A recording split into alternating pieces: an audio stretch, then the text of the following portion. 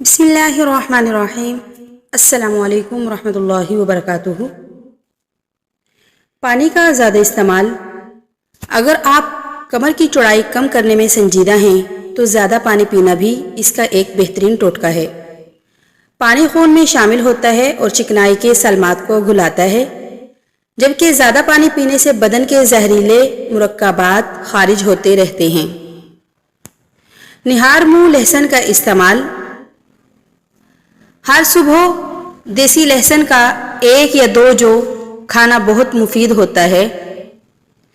اگر لہسن کا جو چھیل کر اسے چمچے سے پیس کر کھایا جائے اور ساتھ ہی اس پر لیموں کا پانی پی لیا جائے تو ایک جانب تو خون کی روانی بہتر ہوتی ہے اور دوسری جانب پیٹ کی چربی کم کرنے میں مدد ملتی ہے۔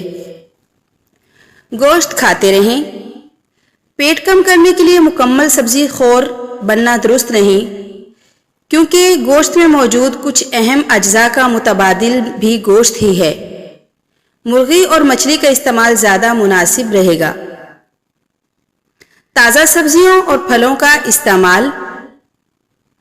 سبزیوں اور کیلوں کا استعمال بڑھانے سے پورے جسم کو فائدہ ہوتا ہے، اس لیے ہر موسم کی سبزی اور پھل کو اپنی خوراک کا حصہ بنائیے۔ ان میں موجود وٹامن، معدنیات اور اینٹی آکسیڈنٹس آپ کو تر و تازہ رکھتے ہوئے غذا کی کمی کو پورا کرتے ہیں اور روگنی غذاؤں سے دور رہ کر آپ کو سمارٹ رکھیں گے۔ مصالحوں کا مناسب استعمال۔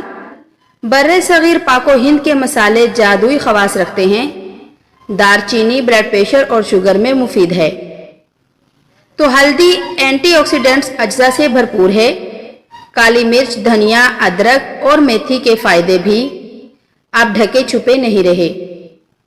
ان سب کا مناسب استعمال آپ کے خون میں شکر کی مقدار کنٹرول رکھتا ہے اور موٹاپے کو بھی پرے رکھتا ہے۔